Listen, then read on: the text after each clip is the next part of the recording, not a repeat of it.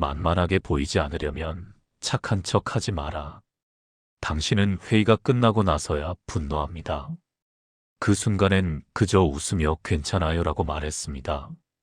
동료가 당신의 아이디어를 자기 것인 양 발표할 때도, 상사가 당신에게만 유독 더 많은 일을 떠넘길 때도, 친구가 또다시 약속을 어기고 가볍게 사과할 때도 말이지요.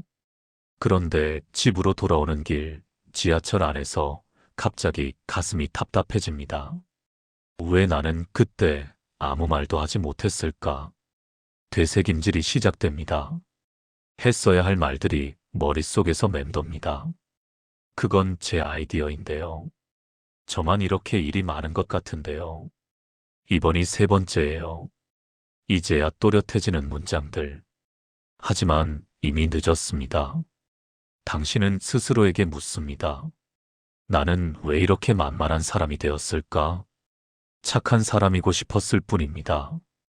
배려심 있는 사람, 이해심 깊은 사람, 성숙한 사람으로 보이고 싶었을 뿐입니다. 그런데 어느새 당신은 착한 사람이 아니라 만만한 사람이 되어 있었습니다. 사람들은 당신에게 함부로 부탁합니다. 당신의 시간을 가볍게 여깁니다. 당신의 감정을 대수롭지 않게 취급합니다. 그리고 당신은 그때마다 참습니다. 미소 짓습니다. 괜찮다고 말합니다. 하지만 괜찮지 않습니다. 당신의 내면에는 분노가 쌓이고 자존감은 조금씩 무너지며 관계는 점점 더 불평등해집니다. 미움받을까봐 두렵습니다. 관계가 깨질까봐 두렵습니다. 나쁜 사람으로 낙인 찍힐까봐 두렵습니다.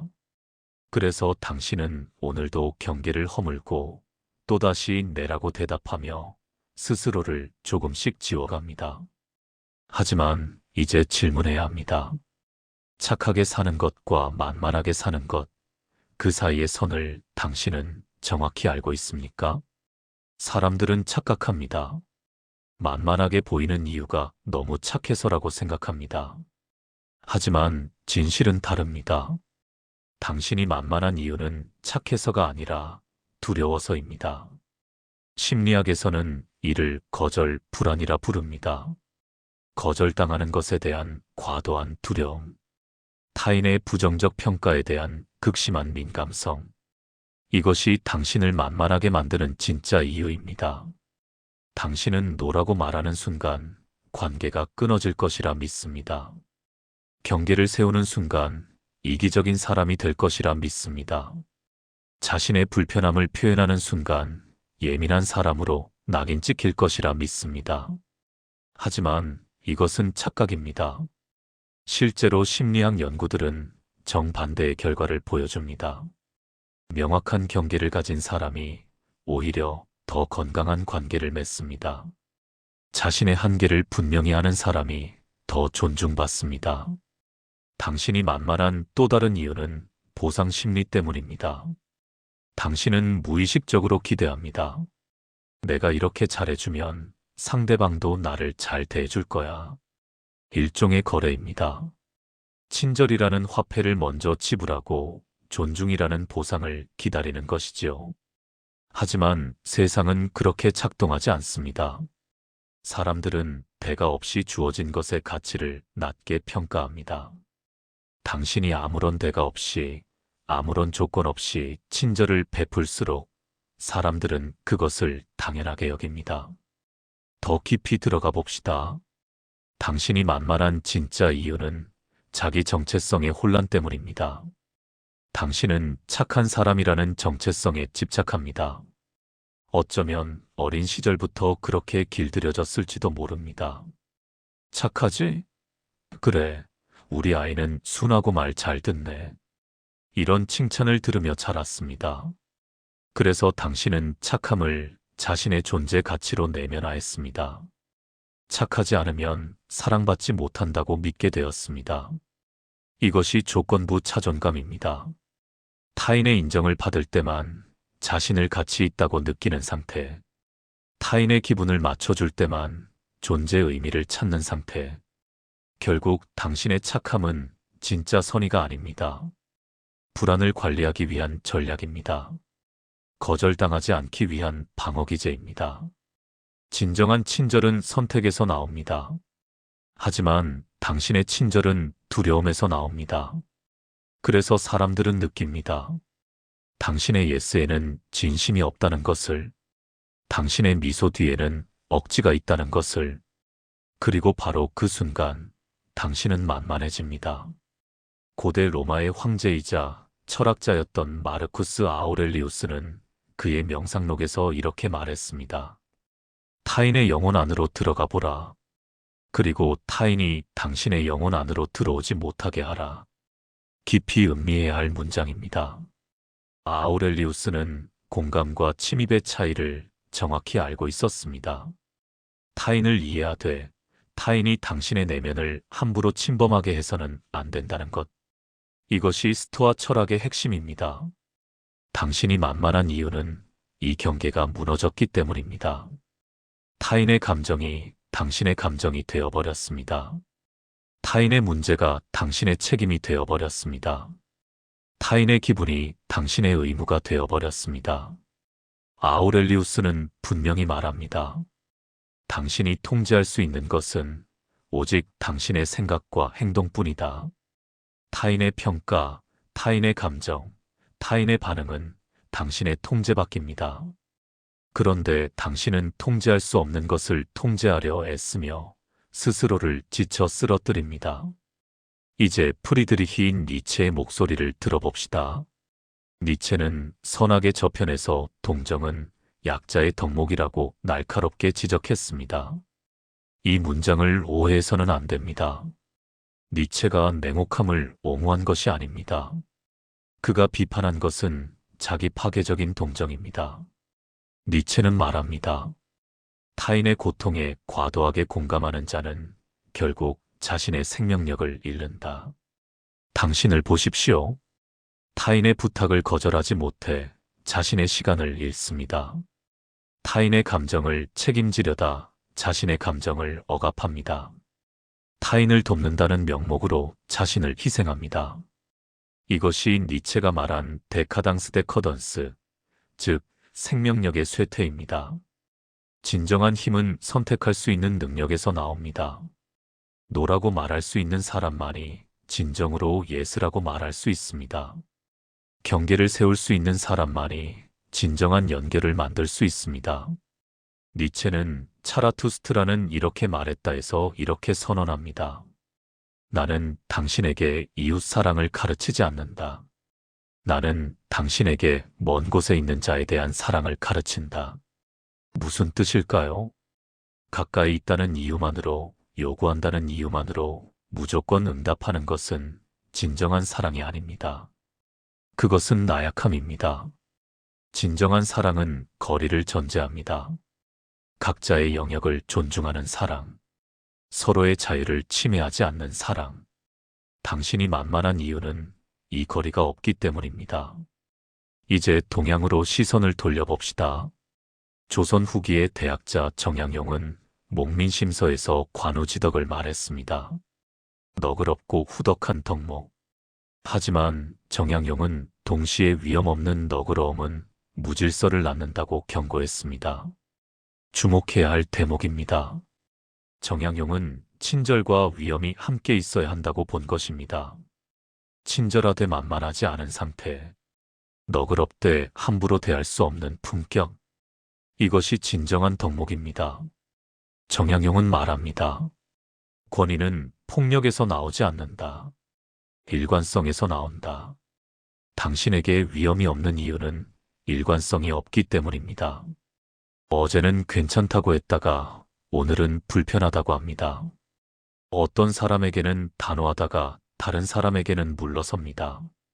상황에 따라 기준이 바뀝니다. 이런 불일치가 당신을 만만하게 만듭니다. 사람들은 본능적으로 압니다. 조금만 더 압박하면, 조금만 더 뗐으면, 조금만 더 미안해하는 표정을 지으면 당신이 굴복한다는 것을. 정양용은 원칙이 흔들리는 자는 존경받지 못한다고 했습니다. 마지막으로 붓다의 가르침을 살펴봅시다. 법구경에는 이런 구절이 있습니다. 자신을 섬처럼 만들어라. 홍수가 와도 잠기지 않는 섬처럼. 붓다는 자립을 강조했습니다. 타인에게 의존하지 않는 마음, 타인의 평가에 흔들리지 않는 중심. 이것이 깨달음으로 가는 길입니다. 당신이 만만한 이유는 당신이 섬이 아니기 때문입니다. 당신은 타인의 감정이라는 홍수에 떠내려갑니다. 타인의 요구라는 파도에 휩쓸립니다. 타인의 시선이라는 바람에 흔들립니다. 붓다는 또한 중도를 가르쳤습니다. 극단을 피하라는 것, 냉혹함과 자기 희생, 그 사이의 길, 무관심과 과도한 공감, 그 사이의 균형. 당신에게 필요한 것은 바로 이것입니다. 냉정하되 냉혹하지 않은 태도, 친절하되 만만하지 않은 품격, 공감하되 침범당하지 않는 경계. 니체는 힘을 말했고, 아우렐리우스는 통제를 말했고, 정약용은 위험을 말했고, 붓다는 중심을 말했습니다. 결국 이들이 공통으로 가리키는 것은 하나입니다. 자기 주권 셀프-사브런티, 당신 자신의 영역에 대한 절대적 주권, 타인이 함부로 침범할 수 없는 내면의 성체, 누구의 허락도 필요 없는 자기만의 법칙. 이것이 있을 때 비로소 당신은 만만하지 않은 사람이 됩니다. 이제 구체적인 방법으로 들어갑니다. 철학은 실천되지 않으면 공허한 관념에 불과합니다. 당신의 삶을 바꿀 5가지 원칙을 제시합니다. 원칙 1말을 줄여라. 침묵의 권위.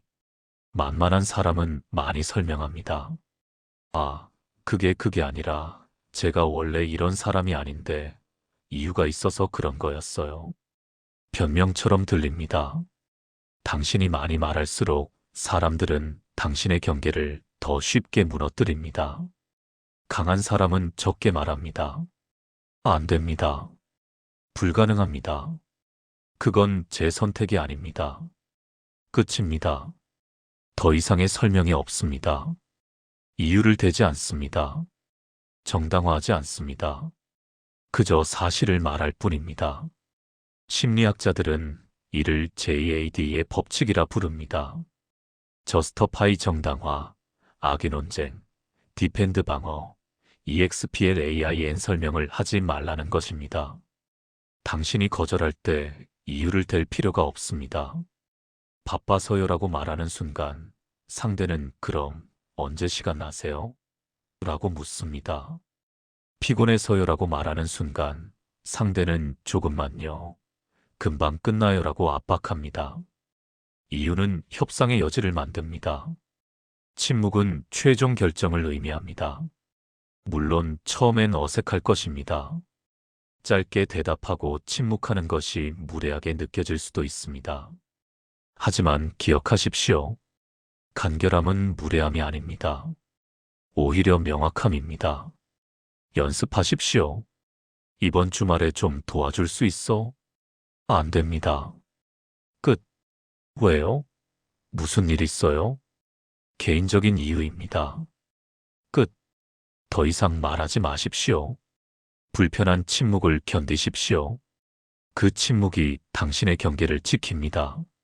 원칙 2박자를 늦춰라. 즉각 반응의 함정. 만만한 사람은 즉시 대답합니다. 메시지가 오면 3분 안에 답장합니다. 부탁을 받으면 반사적으로 내라고 합니다. 생각할 시간을 주지 않습니다. 자기 자신에게도. 이것은 불안의 증상입니다. 빨리 답하지 않으면 미움받을까봐 두렵습니다. 시간을 끌면 관계가 나빠질까봐 두렵습니다. 하지만 진실은 반대입니다. 즉각 반응하는 사람은 깊이가 없어 보입니다. 생각 없이 움직이는 사람처럼 보입니다. 다급한 사람처럼 보입니다. 반면 시간을 두고 답하는 사람은 신중해 보입니다. 자기 시간을 존중하는 사람처럼 보입니다. 여유가 있는 사람처럼 보입니다. 실천 방법은 간단합니다. 모든 요청에 대해 최소 10분의 간격을 두십시오. 급한 메시지라도 일단 읽고 10분 뒤에 답하십시오. 직접 부탁을 받았다면 생각해보고 답할게요라고 말하고 적어도 몇 시간 뒤에 답하십시오. 이 시간 동안 무엇을 하느냐가 중요합니다. 자문하십시오. 나는 정말로 이것을 원하는가? 나는 이것을 할 여유가 있는가? 만약 거절한다면 어떤 일이 벌어질까? 그것이 정말로 참을 수 없는 일인가? 대부분의 경우 답은 거절해도 괜찮다일 것입니다. 박자를 늦추는 것은 단순히 시간을 버는 전략이 아닙니다. 그것은 자기 주권을 되찾는 행위입니다. 타인의 리듬이 아니라 자신의 리듬으로 살겠다는 선언입니다. 원칙 3경계를 분명히 하라. 마이너스 선언의 힘. 만만한 사람은 경계가 모호합니다. 그때 가서 봐요. 상황 보고 결정할게요. 아마도 이런 애매함이 당신을 취약하게 만듭니다. 사람들은 본능적으로 경계가 불분명한 곳을 침범합니다. 강한 사람은 경계를 미리 선언합니다. 저는 주말에는 업무 연락을 받지 않습니다. 저는 돈을 빌려주지 않는 것을 원칙으로 합니다. 저는 계획에 없던 약속은 잡지 않습니다. 이것은 무례함이 아닙니다. 명료함입니다.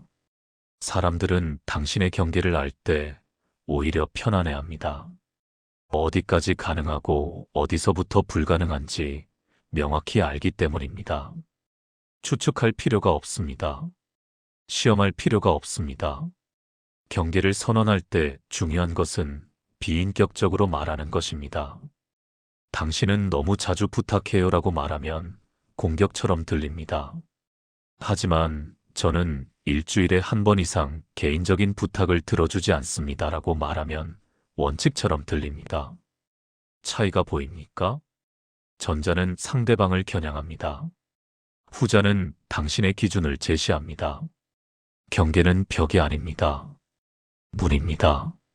당신이 원하는 사람에게는 열어줄 수 있고 원하지 않는 침입에는 닫을 수 있는 문. 그리고 그 문을 여는 열쇠는 오직 당신만이 가지고 있습니다. 원칙 4 설명하지 마라. 마이너스 정당화의 덫. 앞서 말했지만 다시 한번 강조합니다. 당신의 노는 정당화될 필요가 없습니다. 미안하지만 안 될 것 같아. 왜냐하면 여기서 멈추십시오. 왜냐하면 뒤에 오는 모든 말은 당신을 약하게 만듭니다. 이유를 말하는 순간 상대방은 그 이유를 반박할 기회를 얻습니다. 바빠서요. 금방이에요. 5분이면 돼요. 몸이 안 좋아서요. 그냥 앉아만 있으면 돼요. 돈이 없어서요. 조금만 빌려주면 안 돼요? 이유는 협상의 시작점이 됩니다. 하지만 이유가 없으면 협상도 없습니다. 안 됩니다. 왜요? 제가 원하지 않습니다. 이것으로 충분합니다. 당신의 의지가 유일한 이유입니다. 당신이 원하지 않는다는 사실이 유일한 정당화입니다. 처음엔 죄책감이 들 것입니다. 이유를 대지 않는 것이 이기적으로 느껴질 것입니다. 하지만 기억하십시오. 당신의 삶에서 당신이 가장 중요한 사람입니다. 타인의 편의를 위해 자신의 불편을 감수할 의무는 없습니다. 원칙 5호일을 지켜라. 마이너스 선택적 친절의 미학. 마지막 원칙이 가장 중요합니다. 만만하지 않다는 것은 냉혹해지라는 뜻이 아닙니다. 그것은 선택적으로 친절하라는 뜻입니다. 무차별적 친절은 가치가 없습니다. 누구에게나 베푸는 호의는 특별하지 않습니다. 경계 없는 배려는 존중받지 못합니다. 하지만 선택된 친절은 다릅니다. 당신이 명확한 경계를 가지고 있을 때 당신이 그 경계를 넘어서 베푸는 호의는 진정한 선물이 됩니다. 구분하십시오. 당신을 존중하는 사람과 이용하려는 사람을, 당신에게 고마워하는 사람과 당연하게 여기는 사람을, 상호적인 관계와 일방적인 관계를, 그리고 당신의 에너지를 가치 있는 곳에 쓰십시오. 어떻게 구분합니까? 간단합니다. 상호성의 원칙을 적용하십시오. 상대방이 당신에게 베푸는 만큼 베푸십시오. 상대방이 당신의 시간을 존중하는 만큼 존중해 주십시오. 상대방이 당신의 경계를 인정하는 만큼 유연해지십시오. 만약 관계가 일방통행이라면 그 관계는 재고되어야 합니다. 진정한 친절은 전략적입니다. 무분별하게 흩뿌려지는 것이 아니라 의도를 가지고 선택되는 것입니다. 당신의 시간, 에너지, 감정은 유한한 자원입니다. 현명하게 투자하십시오. 원칙 6 불편함을 견뎌라. 마이너스 성장의 문턱. 보너스 원칙입니다. 이 모든 원칙을 실천할 때 가장 큰 적은 불편함입니다. 침묵할 때 찾아오는 어색함, 거절할 때 느껴지는 죄책감, 경계를 세울 때 드는 두려움. 이 불편함이 당신을 다시 옛날의 패턴으로 끌어당길 것입니다. 하지만 이해하십시오. 불편함은 변화의 신호입니다. 편안함은 익숙함에서 옵니다. 당신이 불편하다는 것은 당신이 낯선 영역으로 들어가고 있다는 뜻입니다. 새로운 자신이 되어가고 있다는 뜻입니다. 불편함을 피하려 하지 마십시오. 환영하십시오. 아, 지금 내가 불편하구나. 좋다. 이것은 내가 성장하고 있다는 증거다. 이렇게 재해석하십시오. 처음 거절했을 때 밤새 잠 못 이룰 수 있습니다. 처음 경계를 세웠을 때 관계가 불편해질 수 있습니다. 처음 침묵을 지켰을 때 오해받을 수 있습니다. 견디십시오. 3개월 후 당신을 돌아볼 때 깨달을 것입니다. 당신을 정말로 존중하는 사람들은 여전히 곁에 있다는 것을, 오히려 관계가 더 건강해졌다는 것을, 그리고 사라진 사람들은 애초에 당신이 아니라 당신의 호구 같음을 필요로 했던 사람들이었다는 것을. 결말 만만하지 않은 삶의 품격. 당신은 착한 사람입니다. 하지만 이제 당신은 만만한 사람이 아닙니다. 착함과 만만함은 전혀 다른 것입니다. 착함은 선택입니다. 만만함은 강요입니다. 착함은 힘입니다. 만만함은 나약함입니다. 착함은 존경받습니다. 만만함은 이용당합니다. 당신은 이제 압니다.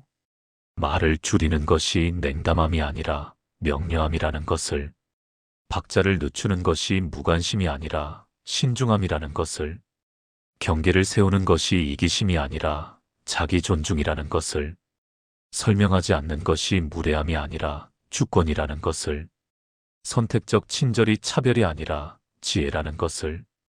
당신의 노는 폭력이 아닙니다. 그것은 당신의 예스를 의미 있게 만드는 전제 조건입니다. 당신의 침묵은 거부가 아닙니다. 그것은 당신의 말에 무게를 실어주는 여백입니다. 당신의 경계는 벽이 아닙니다. 그것은 진정한 친밀함을 위한 구조입니다. 아우렐리우스가 말했습니다. 당신의 영혼을 지켜라. 니체가 말했습니다. 자기 자신이 되어라. 정약용이 말했습니다. 원칙을 지켜라. 붓다가 말했습니다. 흔들리지 마라. 이제 당신이 말할 차례입니다. 나는 더 이상 만만하지 않다. 이 선언과 함께 당신의 삶은 변화할 것입니다. 처음엔 사람들이 당황할 것입니다. 전과 다른 당신에게 어리둥절해할 것입니다. 어떤 이들은 불편해할 것입니다. 어떤 이들은 떠날 것입니다. 괜찮습니다. 그들이 떠나는 것은 당신이 잘못해서가 아닙니다. 당신이 더 이상 그들에게 편리한 사람이 아니기 때문입니다. 그리고 그 빈자리에 새로운 사람들이 올 것입니다. 당신의 경계를 존중하는 사람들, 당신의 노를 이해하는 사람들, 당신의 침묵을 깊이로 받아들이는 사람들, 진정으로 당신을 대등한 인간으로 대하는 사람들. 이것이 품격 있는 삶입니다. 억지로 웃지 않아도 되는 삶. 끊임없이 설명하지 않아도 되는 삶. 뒤늦게 화가 나지 않는 삶. 자기 자신과 평화로운 삶. 당신은 이미 충분히 착합니다. 이제 당신에게 필요한 것은 존엄입니다. 그 존엄은 타인이 부여하는 것이 아닙니다. 당신이 스스로에게 부여하는 것입니다. 경계를 세울 때마다, 침묵을 지킬 때마다, 노라고 말할 때마다 당신은 스스로에게 이렇게 말하는 것입니다. 나는 존중받을 가치가 있다. 나의 시간은 소중하다. 나의 감정은 중요하다. 나는 나 자신의 주인이다. 오늘부터 당신의 삶은 달라집니다.